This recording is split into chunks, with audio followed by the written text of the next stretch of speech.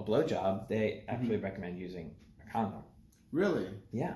The dental dam is supposed to be for like oral sex, like rimming or that makes a lot more sense too. Yeah. Cunnilingus, to be inclusive. I think sometimes we just forget that we're still human beings.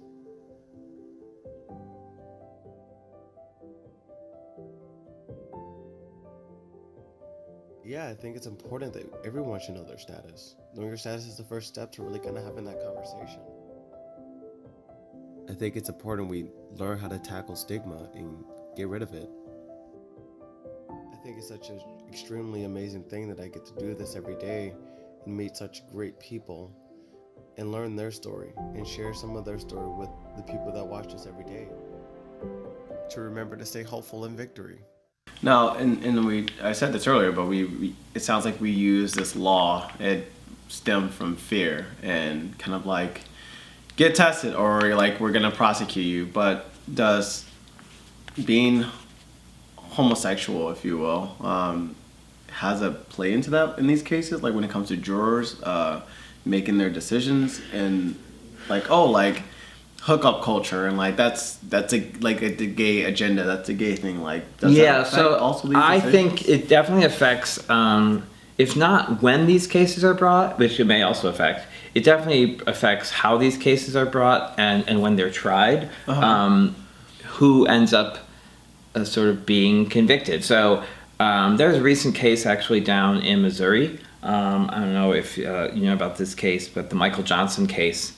And the jurors outside of St. Louis in Missouri were presented with this young black man at a predominantly white university who had predominantly white sexual partners, and he was having gay sex. Was recording some of those encounters. And becoming a popular trend, but continue. Right.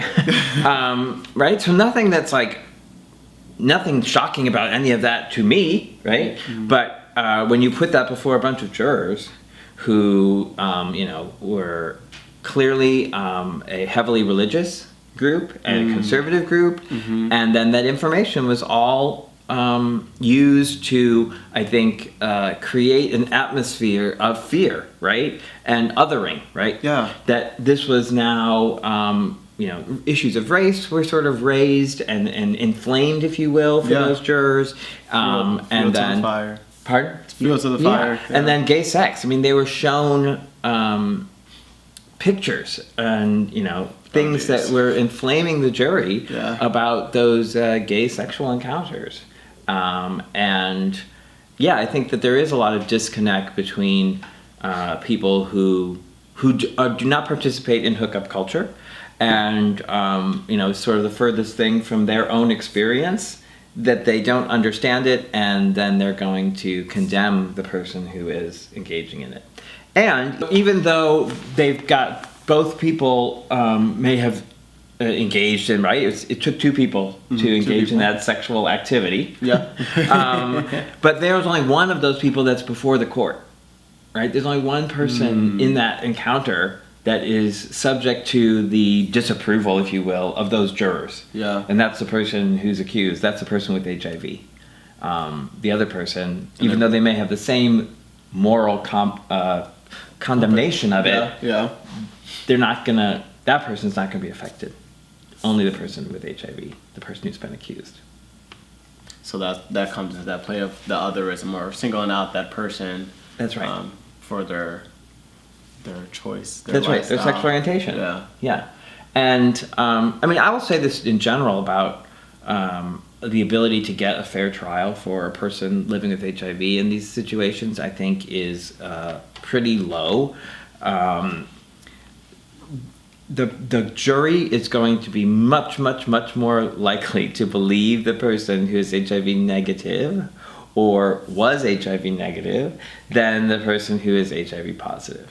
No. And there's just a certain amount of, stigma that still is associated with HIV. Yeah. And like the person with HIV, one, they must have done something wrong to get HIV. That's sort of the mindset. The mindset, the root, the starting factor. And then when they've got two people before them, they think, they put themselves in the shoes of the HIV negative person. And they say, well, so maybe the HIV positive person is saying, well, I disclosed my status. I told this person. And this does happen, where people are told, and then they still prosecute the person just because they've had a bad breakup, or they want to, hurt this individual, right? Yeah. So they'll say, that person never told me. Well, they're going to believe the person who says, yeah, he didn't tell me, because the juror thinks, well, of course, if he did, then they wouldn't have had sex with that person. Like, that's the mindset, of most jurors, right? Which is, well, if you knew that the person was HIV positive, you wouldn't get with them. And that's a very personal thing too, that then now changes the realm of everything. Like, their judgment is like, well, now you're looking at it at a very subjective and not an objective point of view, when it should be. Did I use those words right? Yeah. Okay. You looked at me funny. I was like, oh God, I shouldn't say that. No.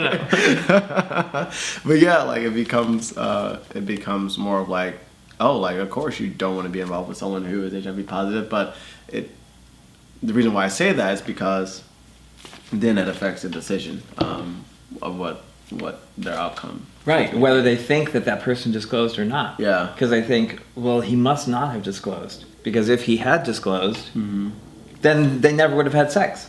Because that's the people's mindset. Now, do you ever get do you ever feel like weighed or just heavy by the things that you kind of don't have control over? Like, you're doing great work in the field you were in, but there are other fields that also play a part when it comes to the policy changes and things like that, like healthcare providers and health policies. Like, do you ever get overwhelmed by that stuff and just kind of like, well, I'm only one man and I'm doing my best, but yeah, I mean, I will say that you can't do this work without it having an effect on you.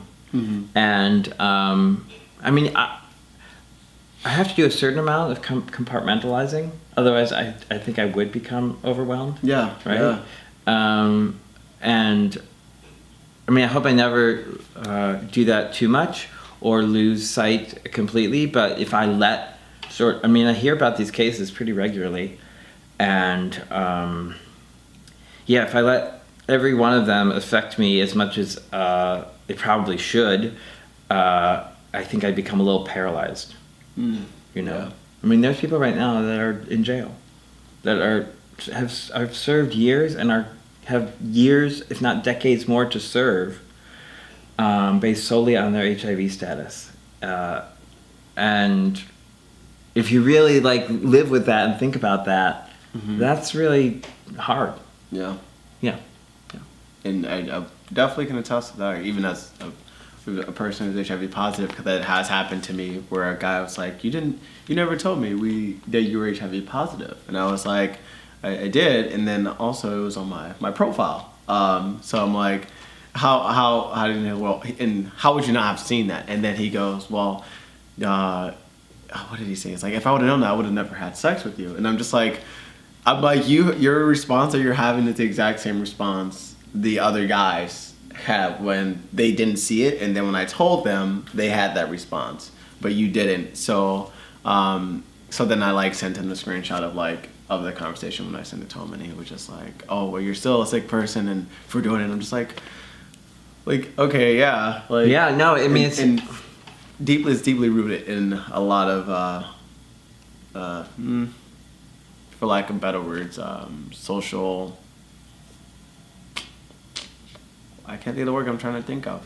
Go ahead. Well, ignorance for one thing, right? I mean, it's rooted in ignorance and fear, and an inability, really, as you said, to sort of integrate the latest science. I tell people, and I think this still blows most people's minds, that it is safer to have sex with me, in terms of HIV transmission, than it is with someone who says they're HIV negative, thinks they're HIV negative, and got tested 6 months ago. But people have real trouble. That's a weird thing to think. Oh, I'm better off having sex, or I'm safer having sex with the person who's positive and in treatment than with the person who isn't.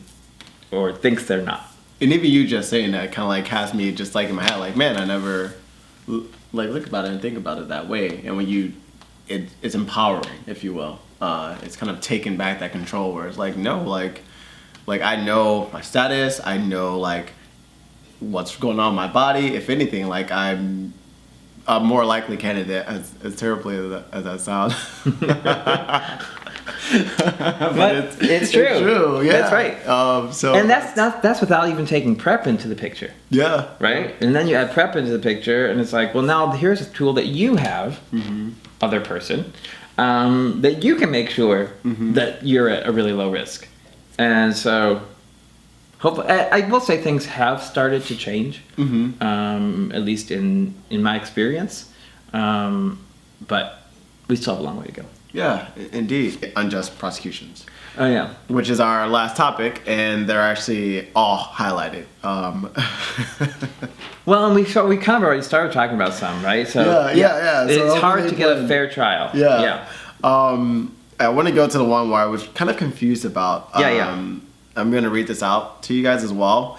Convictions may be strongly influenced not only by jurors' moral disapproval of casual sex encounters, but also an incorrect assessment of the risk both sex partners assume in that circumstance. Does that go into what we just talked about, essentially, as far as the subjective and the objective point of view, and how they will say, oh, that person is negative and that person is positive. Why would you have sex with that positive person? Well, there's several things I would say sort of influence that statement. One, people presume have a misconception as to how likely risk or transmission is from a single sexual encounter.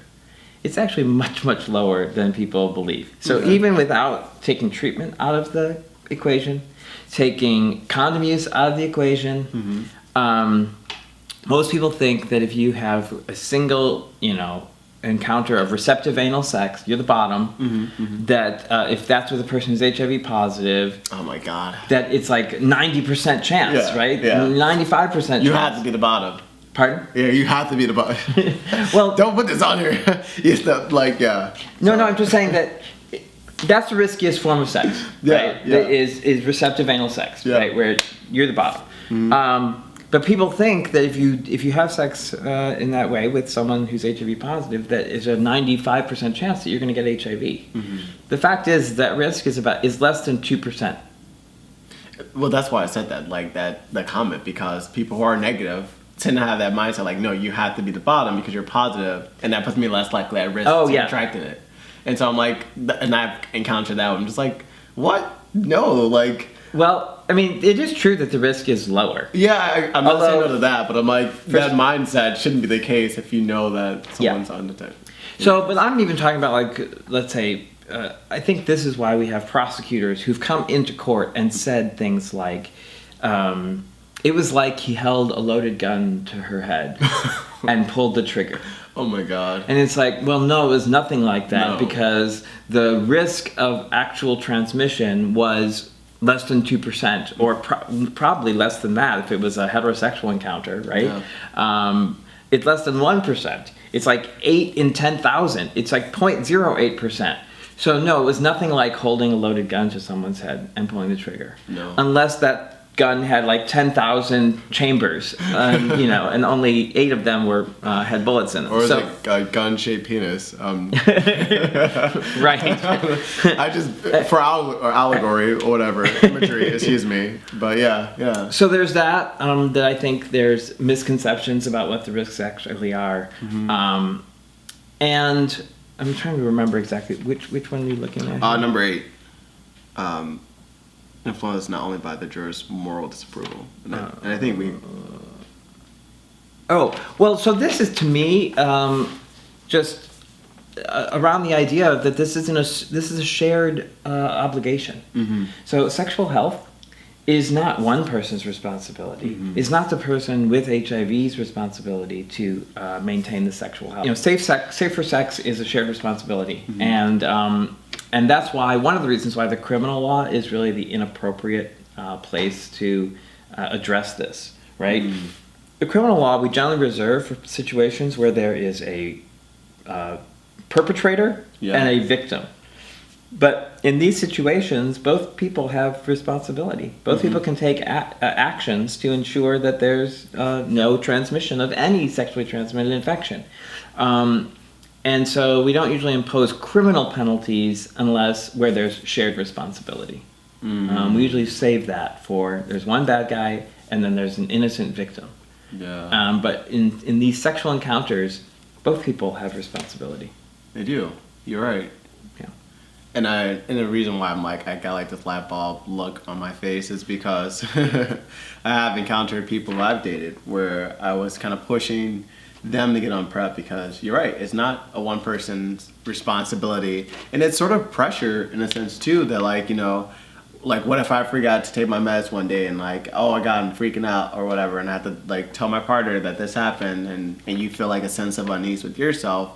But also it's just that shared piece, and if we're not looking at that in the court of law, right, that could change a lot of things if we do it that way when it comes to these particular cases, because there's PrEP out there, there's antivirals out there where not only an HIV positive person can maintain sex positivity, but also the HIV negative person as well. And there's condoms, and you know, there's other things that people can do. If you go wrong, all that great stuff out there. Where they can take control. Something you just said popped in my head. Now I've lost my train of thought. Was it the relationship? Yeah. Oh, this is what I want to say. So, yes, I want to reduce some fear for people about missing a dose and thinking that's going to affect whether or not you are, have an undetectable viral load or a suppressed viral load. First of all, people talk about an undetectable viral load, but all the studies that have been done that show there's essentially zero risk are about a suppressed viral load. So that's up to 200 copies per milliliter. And so people shouldn't feel like if they somehow, get above 50 copies per milliliter for some short period of time, that suddenly they're infectious. One, they're not. And it takes more than a missed dose, right? Before there's viral rebound.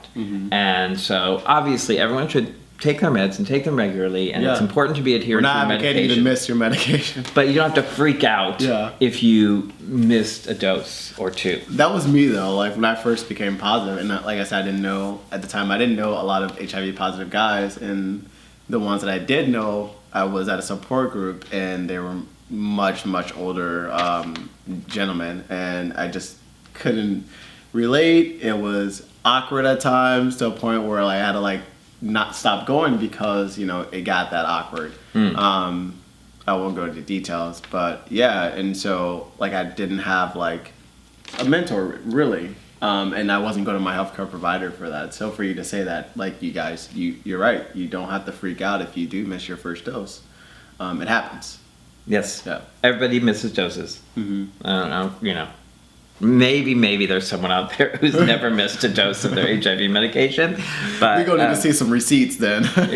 You are not talking to one of them, right? I miss doses, and it happens. Yeah. It's also the laws that ignore the science. That's a pretty huge thing right now. Yeah, well, a number of the laws still enhance penalties or create penalties around spitting and biting.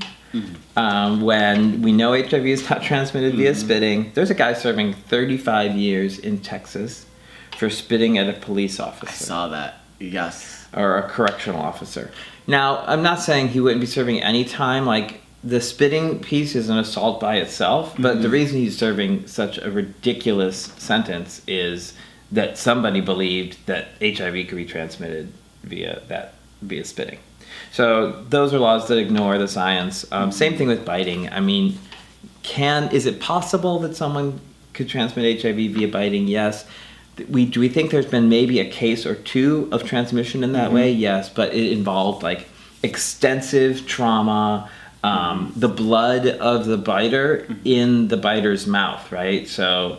And we're talking about open sores, if the person who is doing the biting is HIV positive has a gash or some sort of sore in their mouth that's open, and then bites another person who has a scar or open wound where they create the wound, right? Through the biting, they've broken the skin. Yep. But there has to be, like, not just a little bit, there has to be some blood. Yeah. Like, HIV is not transmitted, they talk about the amount of inoculum, they actually call it, but there has to be some virus there before it's going to actually transmit. Yeah. So it's not really possible to transmit via biting. It's pretty difficult.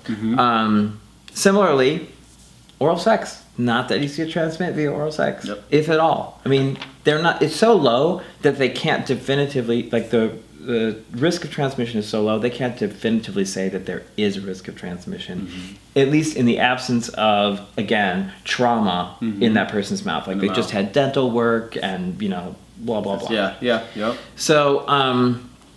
So that's one way in which the laws ignore the science. And then the other way is some of the laws do require transmission, but most of the prosecutions that take place, the transmission is proven by circumstantial evidence. Like this person didn't have HIV, and then they had sex with this person, and then sometime later they had HIV.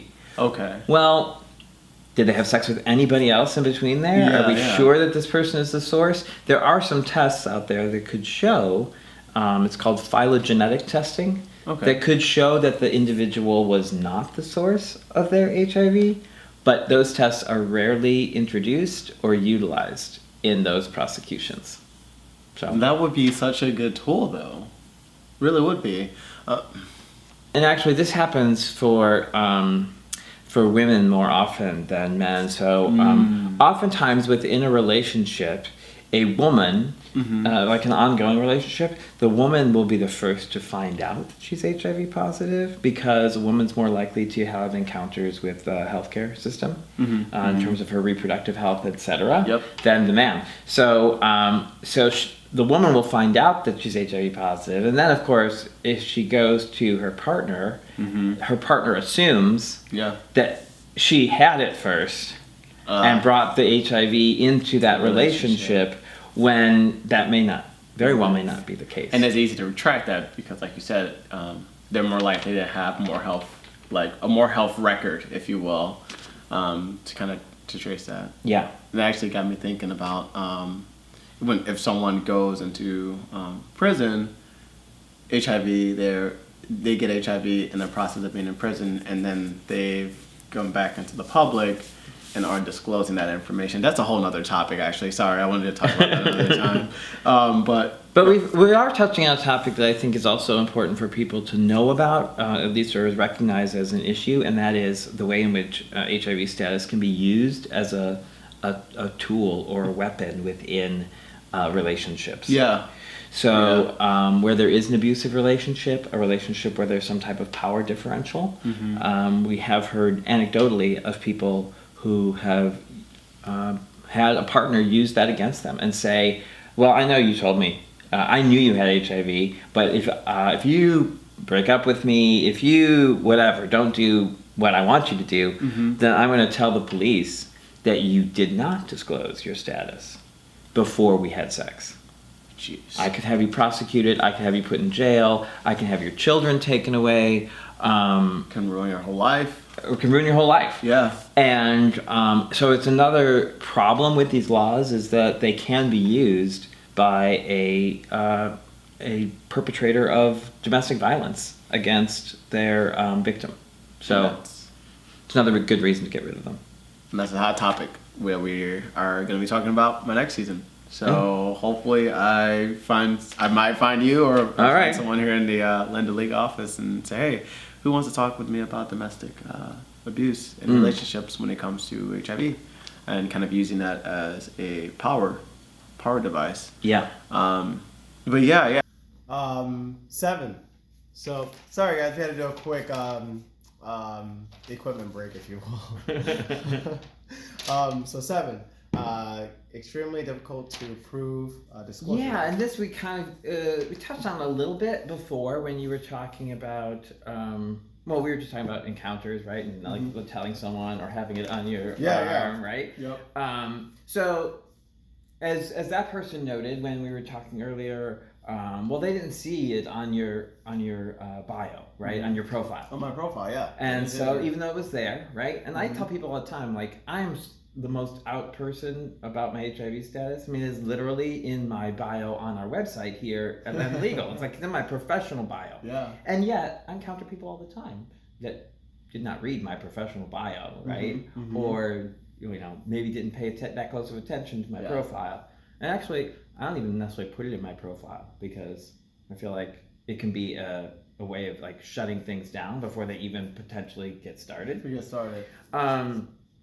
So how are you supposed to just, to prove that you disclosed your status? Short of pulling out a contract before you hook up with someone and being like, sign here, so here. Back in this column, there's a contract I need you to sign. Exactly. Initial here.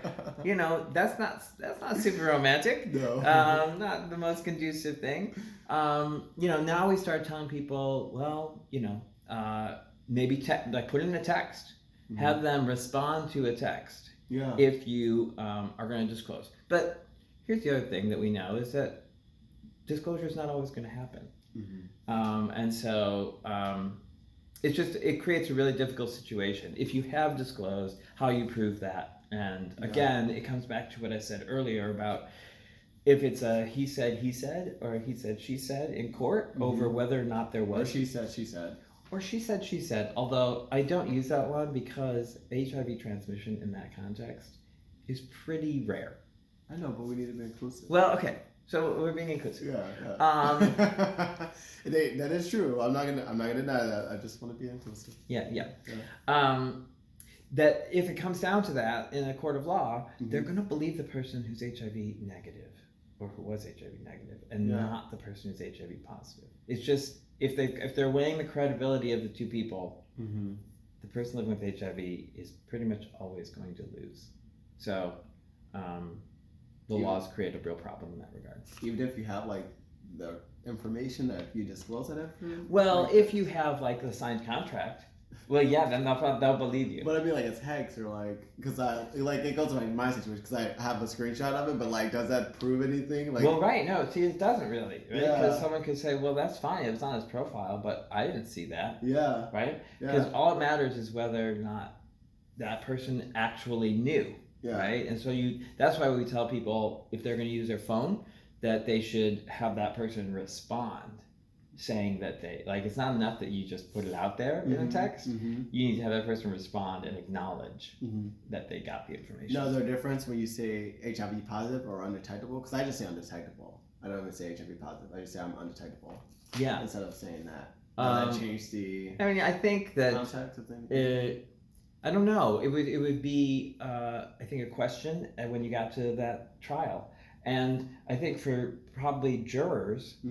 They might go, oh, what does that mean? Like, right? Like, we know in the gay community what that means. But if you are not in the gay community, most people I talk to, most of my friends, like, even smart, well-informed people, when I tell them about an undetectable viral load and what that means, complete news to them. They know nothing about it. And so we have to keep that in mind. We do. So it's probably safer to say you're pos/undetectable. That's more clear. It's just a problem that our laws aren't really designed, our court system isn't really designed to address these kind of very intimate situations or relationships or the subtlety of disclosure. Yeah. Right? And so much has changed over time too, and the laws have to change with that too. Well, or what if you left out your medication? Is that a sufficient disclosure? Like, Oh, geez, that is, yeah. It would be one way of putting it out there for the person to know, but would that be sufficient? Yeah. No, probably not. Probably not, no. Hey, though it has been an issue in the military cases I was telling you about. Okay, tell me about whether or not they allow people, there it's about whether or not they can provide care to people with HIV out in the, when they've been deployed. And there's this, one comparator is diabetes. Like, do they allow people with diabetes to deploy? Oh, is that an and they argument? Do. Yeah. Huh. So what's their argument about it though? That they don't deploy people who are positive? Is it because they're like a health risk to the? There's a number of reasons. You should come back and we can do a whole session on this other topic. Yeah. But I mean, one, they think that they can't provide adequate care to them out in the field. They think that they are a threat to the health or safety of other personnel through potential transmission, like on the battlefield, or I mean, some of their excuses are pretty lame. But those are the main ones. Okay. Well, we won't dive into it. You know, Nick Rose, but I'll even mention it here, right? Nick had a one-time sexual encounter with someone he met online. They engaged in They engaged in anal sex with a condom, oral sex without a condom because nobody uses a condom for oral sex. No. You can. It's called a dental dam if you are, or you can just literally cut a condom one side and. Yes. Yeah. Or I mean, people actually. For oral sex, a blowjob, they actually recommend using a condom. Really? Yeah. The dental dam is supposed to be for like oral sex, like rimming or. That makes a lot more sense too. Yeah. Cunnilingus. To be inclusive. I hope that got my face off. I clearly have no problem like mentioning any terms in the world, so sorry. I appreciate it. So what was I saying about? We were talking about punishment. So they had oral sex without a condom, but no ejaculation. Anal sex with a condom, unclear whether there was ejaculation or not. Okay. But Nick had an undetectable viral load, so there was no real risk of transmission. And yet, when his partner found out, freaked out. Had him prosecuted. Nick pled guilty, thinking that this was not that big a deal, and that the judge would get that this was not that big a deal because there was no real risk. But Nick was sentenced to 25 years in prison, even though there was no HIV transmission. So it's an example of the ways in which the sentences are just completely out of whack with any potential harm, even. Yeah. There are states where you could get less time if you killed someone, like vehicular manslaughter, where there was an actual death, you get less time than just exposing someone to HIV without any transmission. And that's crazy to think about too, because then you're just like, okay, I just kill somebody. Yeah. So not saying that you don't do that. God, don't do that. And I should let people know that in the end, Nick was his sentence was suspended, and then we eventually got his conviction completely reversed. So he's not serving that 25-year sentence. But there are other people out there that are still serving lengthy sentences as a result of conduct that really presented little or no risk. Wow. And that's, how long did that battle, how long was that battle? Well, Nick was convicted, I want to say in 2009 or so, 2010, and then didn't get his case reversed until 2014. Wow. Yeah. Wow. So. Jeez. And he had to live. We didn't even get to this or talk about this, but he was registered as a sex offender, and had to undergo all of the sort of requirements of being a registered sex offender for years. What are some of those requirements? So, I mean, for Nick, he was not allowed to spend time with his young niece and nephew, even though his conduct did not involve any minors and was completely consensual conduct. He could not be on the internet, could not use Facebook or any media sites like that. He was not allowed to watch porn at all. Not the porn. I know, right? Not the porn. And they could, seize his computer and review it at any time to see if he had been looking at pornography. And then this was like the weirdest piece to me. Apparently there's testing that is done which involves putting some type of device on your dick that measures your arousal. By they introduce certain topics or show you pictures of certain things and see if you're aroused by them. Yeah, it's pretty messed up. That's ridiculous. That was actually my my last piece that I have here that I highlighted. Did you have anything that you'd like to say to the audience, Scott? Yeah, I guess the one thing I would recommend is that if this topic is of interest to you, if you are interested in learning more specifically about what's going on in your state, please reach out. There are folks at Lambda Legal. We can connect you with folks in your state, or at the Zero Project. All of these efforts, especially if you're a person living with HIV, we would love to have more involvement of individuals affected by these laws, disproportionately impacted by HIV at those tables, and helping us to move the ball. So please reach out and get involved. Beautiful, beautiful, beautiful. Guys, thank you so much for watching this episode. Again, I am Dusty Lion, and this is Scott Shadas of Lambda Legal. I hope you guys enjoyed this episode. Remember, there's going to be some great resource in the description below. And if you like this topic, again, go and follow those resources that Scott mentioned, and they're going to be in the description. Again, thank you so much for watching. And remember, if you want to break HIV stigma, that starts with one conversation at a time. You guys stay hopeful in victory. Bye. Bye.